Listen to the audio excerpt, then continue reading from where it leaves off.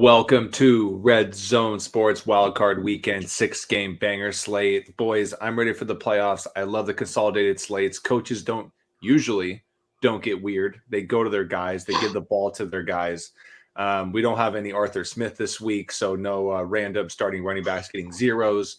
Hopefully we never have Arthur Smith to worry about again. Ever again. His fat, dumb face. Did you see that little meme? It was just a picture of him, and they're just like, that looks like if a gorilla just converted to a human overnight, like transgender gorilla to man, and it's pretty fucking dead on. Not even the mustache could save that man from himself. Yeah, it was destined to end. There's a lot of positives to the regular season ending and getting to the playoffs. Arthur Smith being gone is one of them. There's many others that I'm sure that we can go through, but we got 12 teams to talk about today. 6 games. We're going to go position by position. We're going to talk about some ownership at every position from Jimmy. And then obviously we'll end with our hot takes at the end. Make sure that you hit subscribe, like, share, retweet, follow us, Discord, talk some shit, do it all. Guys, it's going to be a really fun next 5 weeks of shows between the amount of showdown shows that Jimmy's going to be firing up and the amount of main slates we're going to do and consolidated. These should not last an hour. These should fly by pretty quick. So some pretty quick listens for you guys. Guys, I feel pretty good about this week. I know exactly where I'm going. I don't feel too concerned. Vinny, how are you feeling? And then Jim, you can follow him up. I feel great. Like you said, I always prefer these kind of shorter slates where it's not tiny. But 5-6 gamer, I think, all the teams are relatively good here. There's obviously some kind of tricky spots when it comes to weather, which I'm sure we'll talk about, but I feel pretty good. I've got pretty much all my lineups built out and set, ready to rock, and I'm ready to go. Okay. I feel fine. I have no lineup. Jim, Mike, not working. What? No, he's good. Vinny, you I'm just good. can't hear him. Nope. Yeah, I'm fine. Right. That might be me. This happened also, Joey. That Vinny made me think that I was the asshole and that my mic was fucked up, and it was his the whole time. Jimmy, I had to grow up with this guy. He's the king of that. He just flips it on you. It's like, oh, it's not my fault. If you believe the lie, it's not a lie. Yeah, that's absolutely true. It's the Trump Costanza. Anyway, well, the Costanza method. I feel pretty good. I haven't built a lineup yet. So that's, going to happen here soon. But I just opened up ownership for the first time. And boy, was I wrong on where the quarterback ownership was going. I thought I was going to be playing smartest guy in the room, galaxy brain. No one's going to play Mahomes in a negative 30-degree game, and Mahomes is tied with Dak Prescott for the most ownership of the quarterbacks on the slate. And that is, Jim, just to kind of clarify, when we're talking ownership on this, we're talking the full 6-game slate, not even the Saturday slate. Okay. Yeah, so Saturday to Monday. So okay. He's tied with Dak at 20% ownership. Wow, I did not see that coming, but okay. We're gonna have higher ownership because obviously it's a smaller slate, sure. Right? But there's a guy that I was toying around with, like maybe playing a little bit more. That now I've really just gravitated to 2 guys that I just absolutely love, and I can't figure out for the life of me why no one wants to play them. Well, why don't you go and just lead us off and right into it? Can you run us down, Jim, top to bottom, since we're only working with 12 quarterbacks here? Run down the ownership top to bottom. Yeah, Mahomes and Dak at 20%, Hurts and Josh Allen at 14%, Jared Goff and Joe Flacco at 10%, Matt Stafford at 5%, Jordan Love 3%, CJ Stroud 3%. Mason Rudolph. To my ears. I haven't even said the guy yet. Mason Rudolph, 2%. Baker Mayfield, 1.5%. What? 0.0. Tua Tagovailoa, 1.5. Okay. Damn. Well, that's music to my ears then. So why don't you just roll into who your favorites are, and then we'll just rock and roll. Yeah, there's so few. I'm not going to worry about how much each guy costs. My top 3 quarterbacks are going to be number 1, Josh Allen, number 2, Jared Goff, and number 3, Jordan Love. And based on ownership, I will absolutely be playing Baker Mayfield because that's just flat out ridiculous that he's only 1% owned against an Eagles team that has been an absolute debacle over the last 6 to 7 weeks and can't stop anybody through the air. So those are the guys I'm playing. Yeah, no, Jimmy, I'm right there with you, man. Allen's my top player. I think Josh, the Buffalo Bills run through Josh Allen. So Josh Allen's my favorite. Jared Goff my number 2, but my number 3 changes. It's Stafford. And then again, my soft 4 is Baker at 1%. Like I was thinking about it, but there is something really fun about having that the last game hammer, right? And have the quarterback there at 1% to possibly nuke the slate. It's just fun as well. So to have him in the last game going against a very struggling Eagles team, low ownership, low price, it just gives you flexibility to get to these other guys up top. So yeah, no, I think it's very condensed for me. I'm with you, Jim. Vinny, where's your head at? So right now, my top 3 highest owned quarterbacks are Love, Stafford, and Flacco.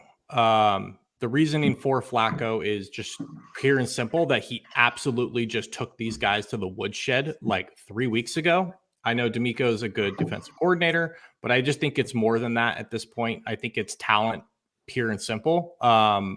This game is one of the few that does not have weather implications in a dome in Houston. I think this game could actually go a little bit higher in the points than a lot of people are thinking. And the Browns have just shown that they're willing to throw for your guys' reasons. I love Jordan Love here at, what'd you say, like 3% ownership. He's going to be throwing. Like, we think the game is going to go over. We expect Dallas to pull ahead. I love Jordan Love in this spot. So for me, those are my 3 highest owned quarterbacks. I'm with you. I think Baker and Josh Allen, you should get some exposure to. I'm full fading Jalen Hurts. Yeah. If Jalen Hurts all of the sudden, pops up and beats me this week, I mean, that's fine. Then yep. It is what it is. But he hasn't thrown a pass yet all week yet this week. His middle finger's broken on his throwing hand. It's broken. He dislocated it. I mean, he couldn't dislocate it or whatever. It looked like a cartoon. He was just sitting there like this, right? The bird. It's an important finger for throwing the football. Not as important as the index finger or the thumb, but it is the 3rd most important finger. It certainly is, because you see quarterbacks play with their pinky and then the 4th finger. You don't need the pinky and the 4th finger. Yeah. No. But you need these 3. You need these 3 fingers.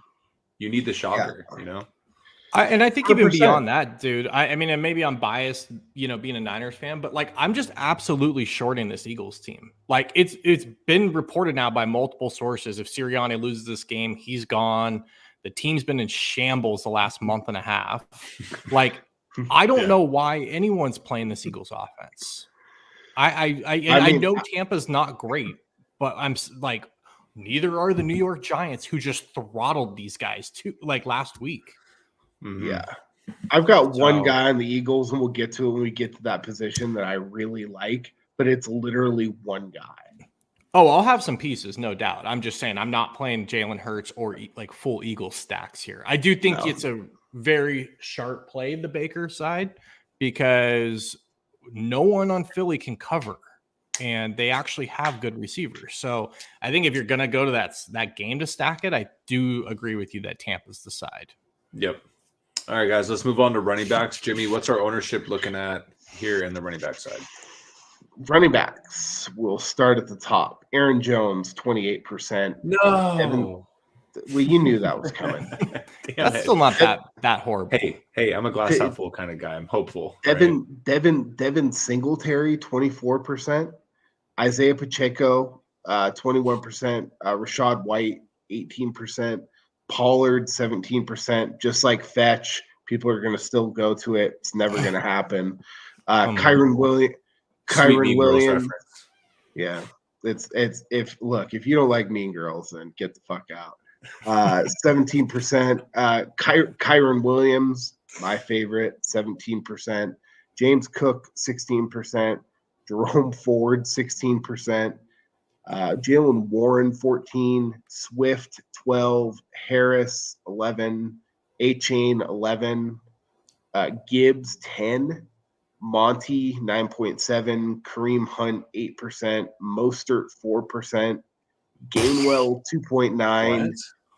Dowdle, 2%. And Playoff Lenny, 1%. Wow. Playoff Lenny. First off, the glaring thing that jumps out, if Raheem Mostert plays, how do you not play 4% Mostert when they're going to run the ball a lot tomorrow night? Well, here would be my devil's advocate to that. They should have run the ball against Buffalo last week, and they didn't have Mostert. Mm-hmm. It doesn't matter, Vinny. Like A-Chain was healthy. Jeff Wilson was running the ball fine. They just didn't Mike McDaniels has got a little bit of Shanahan in him. That as soon as things start going south, he just panics, and the offense just goes to shit.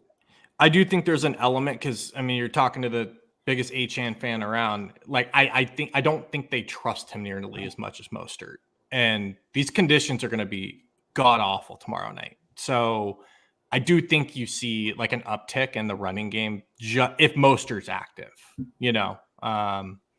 I don't know. I'm just saying I'll take some shots at that ownership. That's insane. But who's your guys' top three? Let's just keep going with the top three model. I think me and Jimmy agree. Kyron Williams is my favorite as well.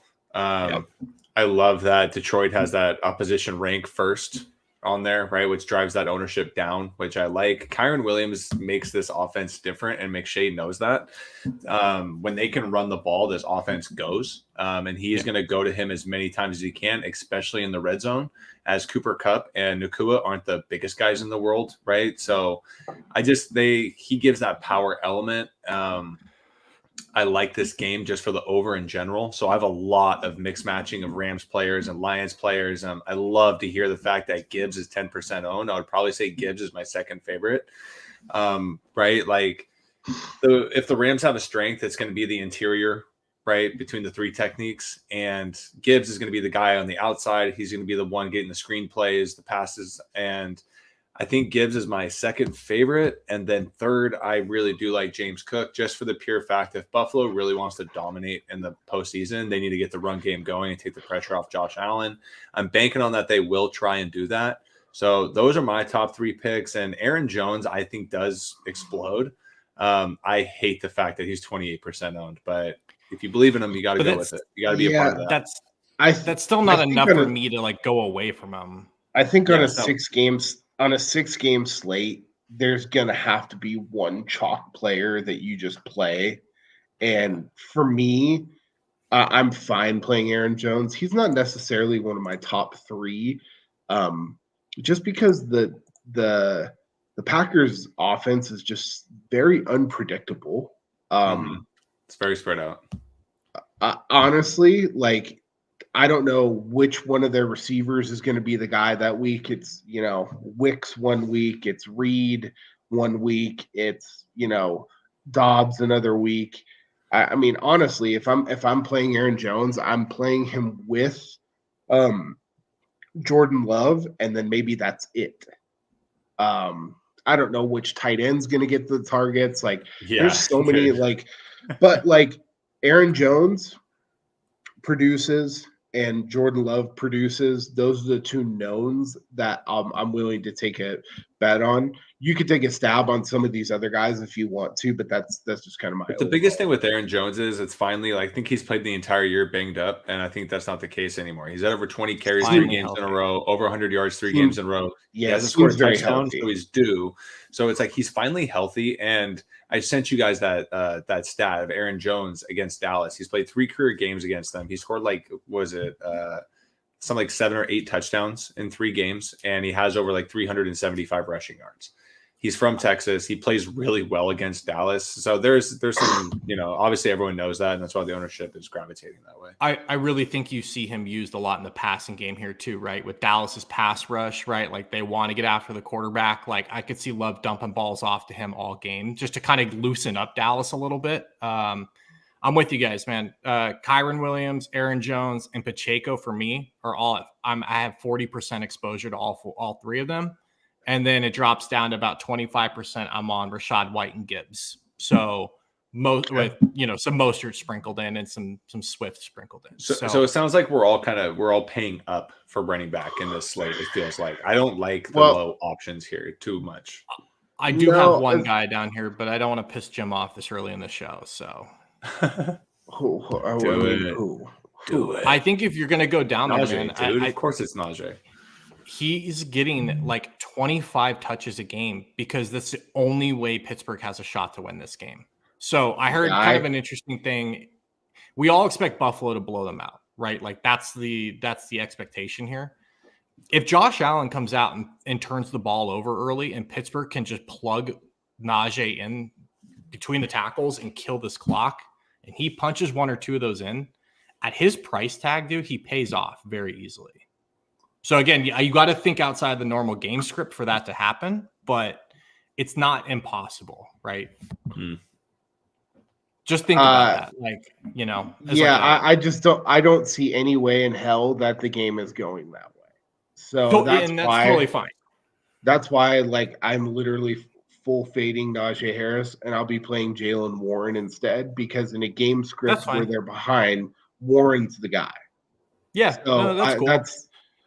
That you have to take some stands. You can save $300 by doing that, and you get you're not going to be able to throw the ball downfield in that game a whole bunch. It's a fucking freezing. I talked about it on the Showdown show. Yep.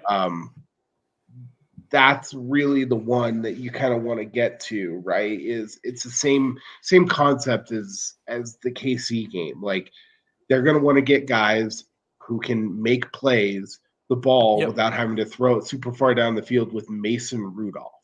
Okay? No, I 100% agree. Rudolph's been playing over his head, and it's all gonna hit the fan. Again, I totally agree with you guys. I mean, we're all on the same page. I bet Buffalo -10 here. All I'm saying is like we've seen Buffalo come out before, and Josh Allen has 2 turnovers in the first quarter, or someone fumbles in that cold weather, and it's like, wait a second, the end of the first quarter, they're down 10-7, and Pittsburgh could just, again, run the ball.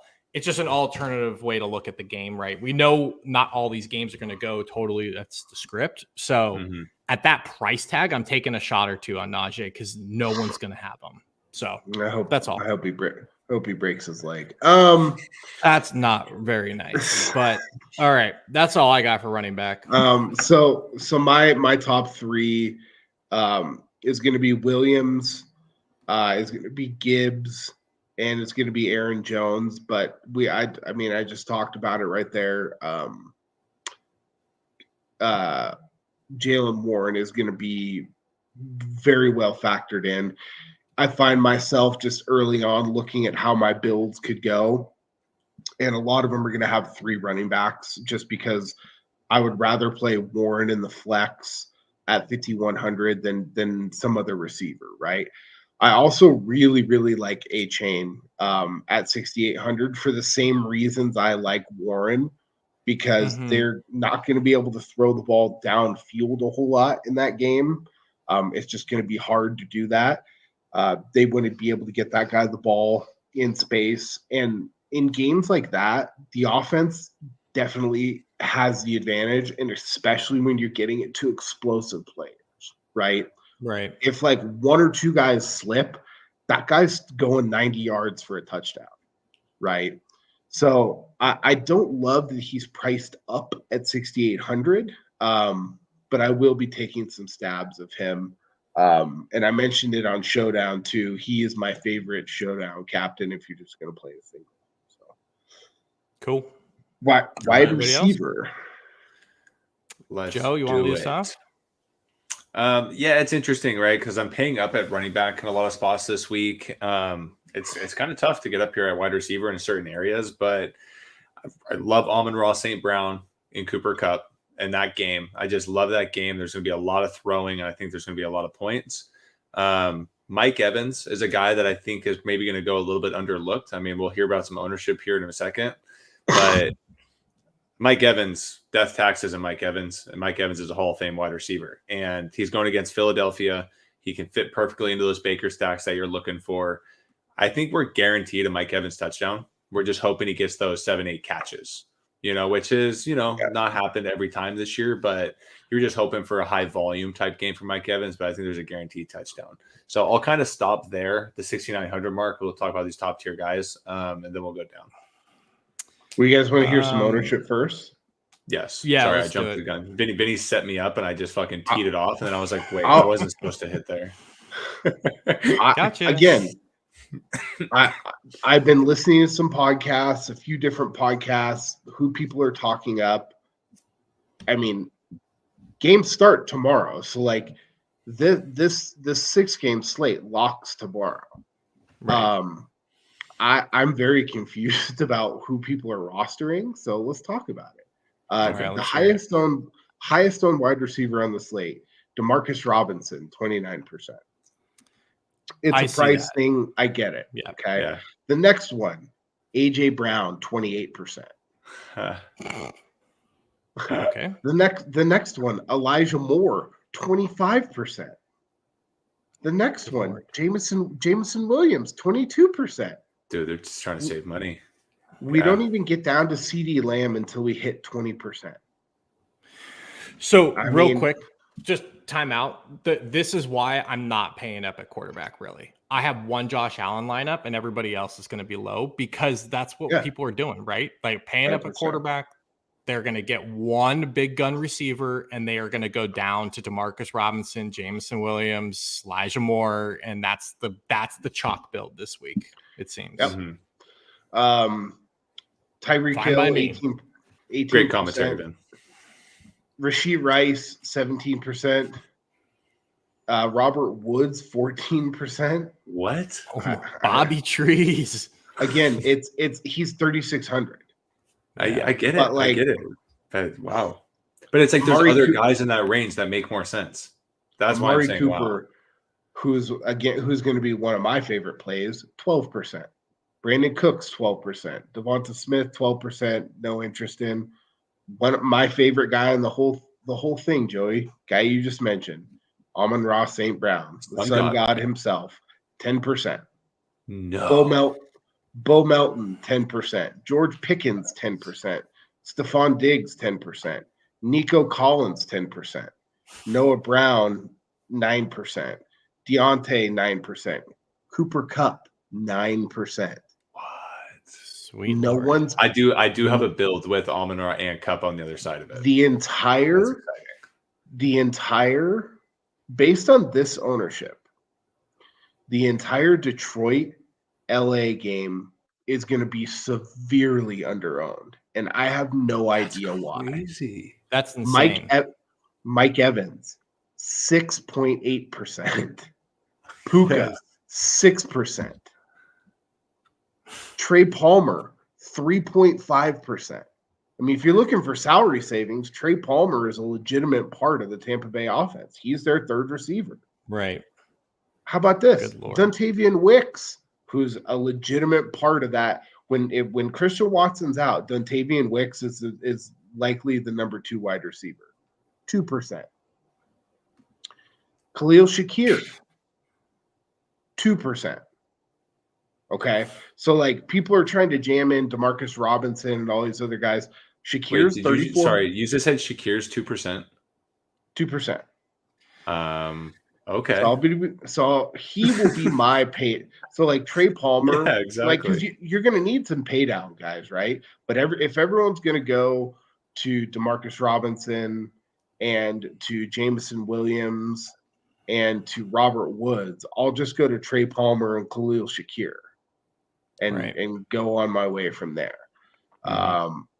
is anybody? Josh Reynolds, I think, would also Agreed. be an interesting. I really like Josh Reynolds. 3,800, 1%. I really, really like Josh Reynolds.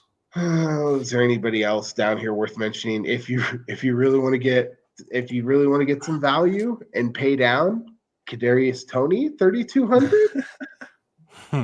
So yeah. Anyway, so for guys that I like, we just kind of hit on it with Joey. Amon-Ra St. Brown is going to be my favorite guy. Number 2 is going to be Mike Evans, and number 3 is going to be Amari Cooper.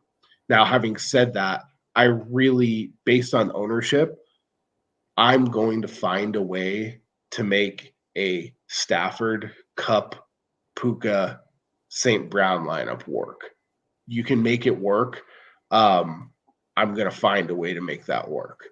It's just like they're just too under-owned. The highest owned guy in that game so far that we've seen is Kyron Williams, and that's like 17%. Like, if you're looking at, we only have 6 games here. 2 of the games have some of the worst weather that we're going to experience out of any NFL game this entire year. Right. And people are choosing to roster players at an unbelievable pace in that. And then this, like, AJ Brown, 28%, he didn't even practice today. So, like, and he again, going back to the Eagles shambles, apparently he went ahead and just like scrubbed his whole social media of Eagles stuff. Like, the team is just absolutely crumbling in front of our eyes. But if people want to play him, I'm gonna have 0% AJ Brown. I'll tell you that right now. Yeah. So, yeah, I said all my lineups are already built. I have 50% on St. Brown right now. Great. I absolutely love that spot. I have Reed, then Shakir and Robinson kind of mixed in because I think they're just easy pay downs. And then CeeDee Lamb, Mike Evans, Amari Cooper Cup. Like, I love this because, like, I'm not overthinking it. I'm just building differently, apparently, than everybody else in the universe. And I feel really good about it. So, as long as these games go to script.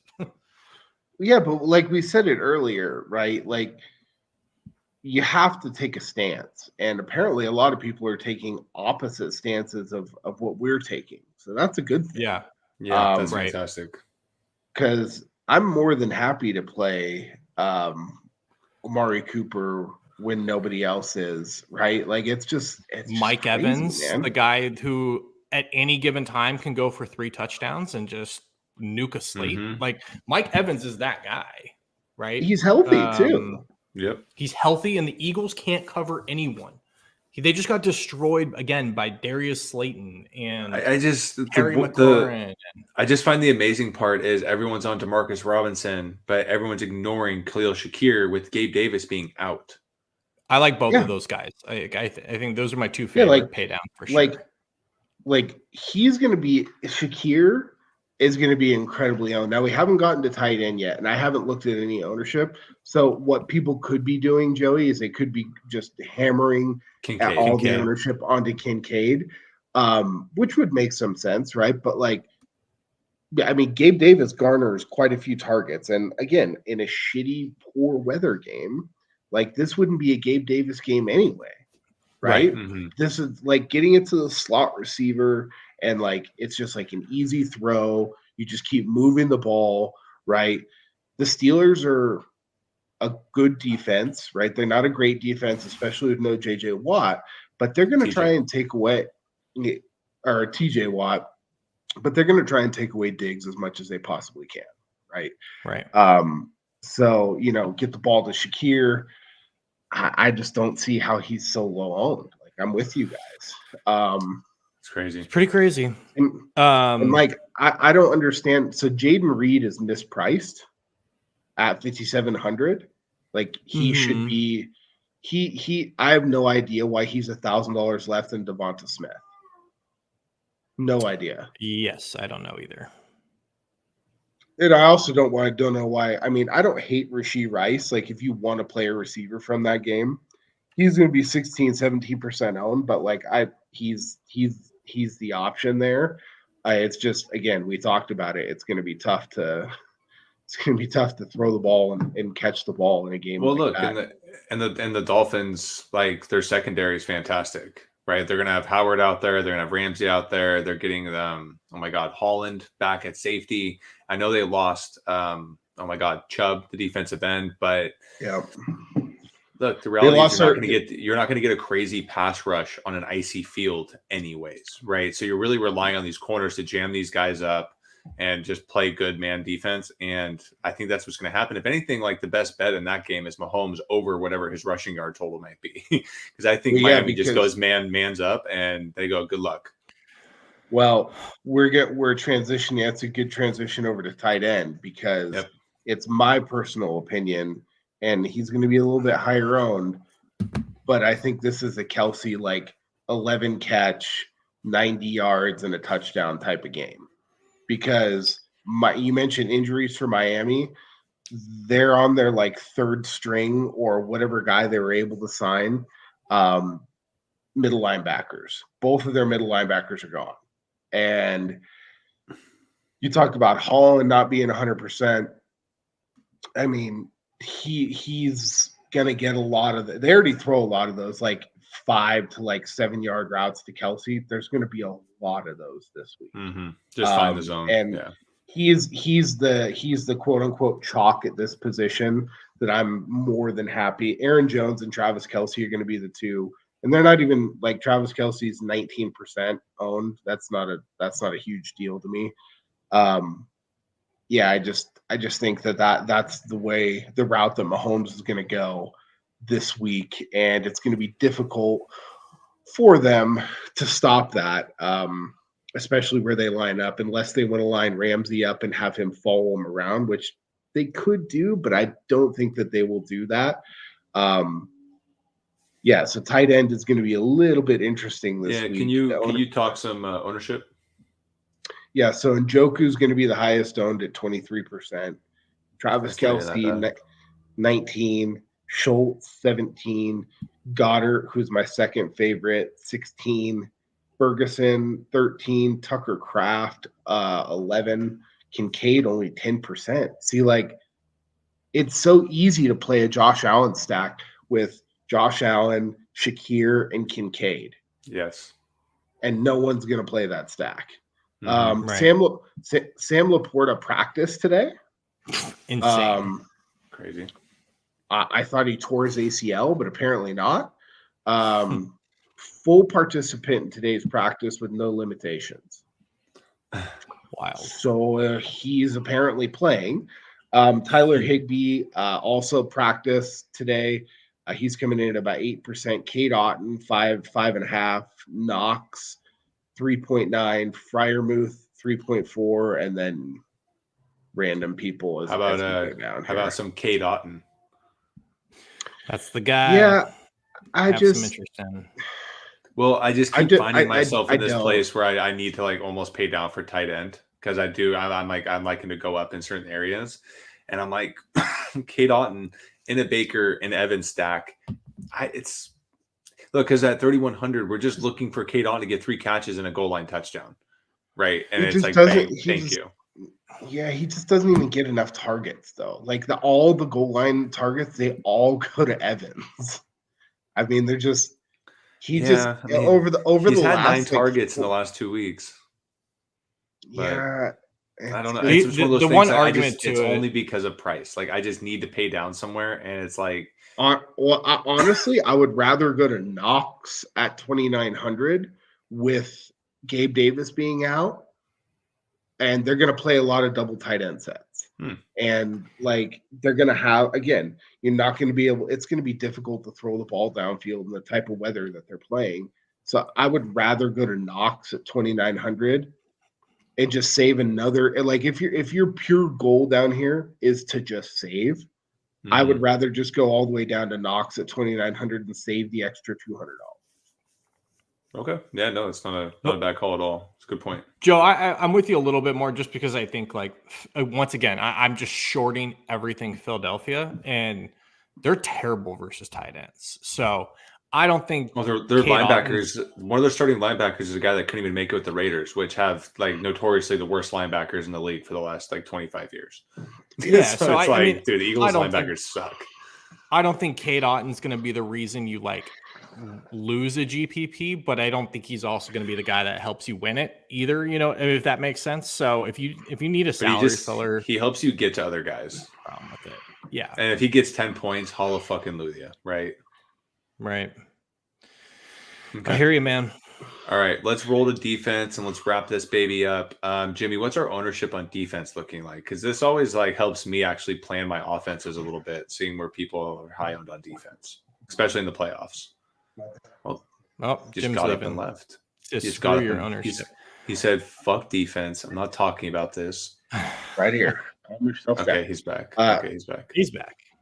Kansas City 14%, Lions 12%, Browns 12%, Packers 10%, Texans 10%, Steelers 10%, Bucks 8.3%, Dolphins 7%, Bills only 7%. I don't know how that's possible. Rams 5%, Cowboys 5%, and Eagles are the cheapest. Well, I think the Chiefs are probably my favorite. I don't really care about the ownership wise on the defense this week. I just cannot imagine Tua throwing in these conditions, right? And Chiefs have a good defense. Spagnuolo's going to fucking pull some shit out of his ass. And again, Tua does not have a strong arm. He anticipates quite a bit. And it's like he's going to be anticipating with like Tyreek or Waddle coming out of a break and like someone's going to fucking slip. And the ball's just going to float out to his safety and get a pick, right? I think the Chiefs, I like the under in this game. I think the Chiefs just honestly make Miami look like shit in this whole new greatest show on turf thing. And it's like, yeah, well, you're not on turf, you're on ice. Well, so this isn't going to work out so well for you. This is going to go down as one of the coldest games in NFL history. They're expecting with wind chill the start of the game to be -25. So to your point, I'm just playing Dolphins Chiefs as much as I can, a little bit of other stuff, because like you said, there's going to be plays in this game where like a guy just gets the ball punched out because he can't feel the ball. Like it's going to get fumbles, blocked punts, blocked field goals. Like there's going to be some weird stuff in this game, which is why I ultimately didn't bet the spread, because who knows, it's going to get weird. All Tua does is his throws are all anticipation throws, right? And it's like you can't anticipate much when your guy is trying to break off a route in ice. You know, Tyreek's speed is neutralized. Waddle's speed is neutralized in this. I mean, Joe, we played in Minnesota, Gemini, in like 11-degree weather, and that was absolutely miserable. I can't imagine -25 feel. Like it's insane. At halftime, it was 4 degrees. You can't feel the ball. You can't feel your fingers. Dude, I was just up in Tahoe and it was 10 degrees and the inside of my pockets were freezing. So I actually couldn't even warm my hands up because the inside of my pockets were cold. Right? So imagine -25, -25 with wind. Like no, and your quarterback's from the islands. Like, this game's going to be absolutely bonkers, dude. So I'm just playing these defenses as much as I can. What did you say? Yeah. The quarterback's from the islands, dude. Like the guy's never like no, I'm not doing it. It's true. And Miami's candy ass uniforms. It's not. Nothing's gonna work out well for them this weekend. Their uniforms, dude. Those uniforms in cold weather just don't fly. Sorry. Jerseys, all whites. Maybe they can't see them. Maybe it's an advantage. I don't know. Just spitballing here. Things can get weird. I think you can see Tyreek unless he wears white leggings and white sleeves and a white ski mask. I heard Mark Sanchez talk about how like don't be surprised to see every player wearing wetsuits under their uniform because that's like the only way you can wear to like layer up. It's like wetsuits. I would wear a super thin wetsuit. Yeah. That's insane. Yeah, cool. So I'm to your answer. I'm playing a lot of Dolphins and Chiefs because to your point, I think it's the under. I think there's turnovers for sure. Whatever. I'll move on after that, you know. I mean, my favorite, they're a little more expensive, but it's the Bills. I'm just going to bet against Mason Rudolph. And probably smart. and I get what you guys are saying, but anytime I think I can get, 12 to 15 points at like 7% ownership. That's something I'm just going to go ahead and do. I also don't think that if you want to pay up, I think the Cowboys are a pretty good bet. Yes, Jordan Love has played great. He's not immune to turning the ball over. And that team, Aaron Jones has a fumbling problem. They can turn the ball over. And Cowboys, with their team speed, they've got guys like Diggs who like to guess. The other guy who's got more return touchdown, he broke the record this year. They like to guess, right? So they give up some touchdowns. But from a DFS perspective, I mean, all it takes is really one return for a touchdown, and you're really looking good, right? So I think that's fair. At the end of the day, dude, all these defenses are in play. Like, again, I have a lineup with the Packers D. Why? Because it's the playoffs, and Dak Prescott absolutely pisses himself in the playoffs. So that was the other thing. I'm definitely going to be playing a little bit of Steelers. 100%. Just because, again, Josh, they just give the ball away. James Cook has a fumbling problem. Stephon Diggs has a fumbling problem. Cold, freezing weather in Buffalo. Like, this is not like don't overcomplicate this. I mean, like, I think you can play the Texans. We talked about Flacco, like, has been going bananas. That guy also has like 6 picks in the last 4 weeks. So yeah, I mean, if you want to bring that, if you want to bring that game up, I mean, yeah, the Browns beat them a couple weeks ago, but the Texans were also playing a combination of Davis Mills and Case Keenum at quarterback. So no, I totally hear that. I just don't think like CJ Stroud's going to fix that defense, right? Like, that's why I like Amari Cooper a lot. Yeah, that's fine. I think the Texans are winning that game for what it's worth, but dude, January Joe's not losing. So January Joe hasn't seen January in almost a decade. Dude, okay. It's like riding a bike. Hope you fine. It's kind of not. It's absolutely kind of not.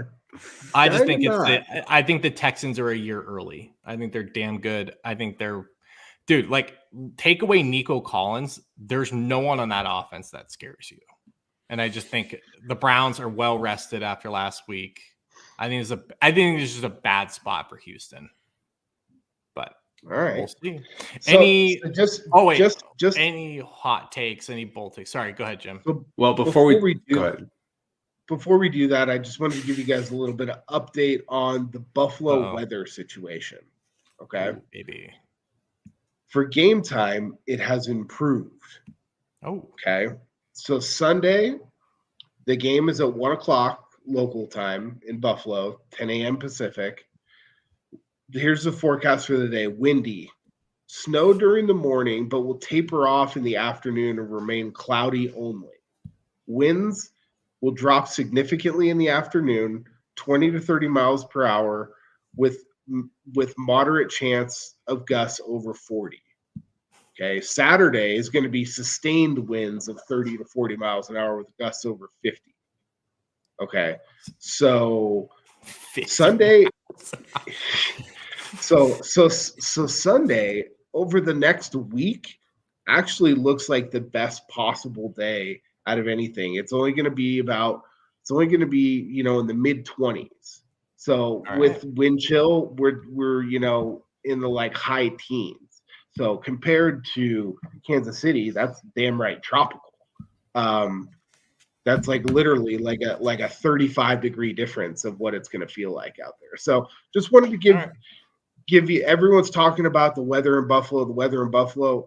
I don't think the weather in Buffalo is anywhere near the type of game that we're going to see in Kansas City. So if you're using that as kind of like, all right, I like a guy in the price point, there's somebody from Kansas City that I could play, or there's somebody from the Buffalo game that I could play.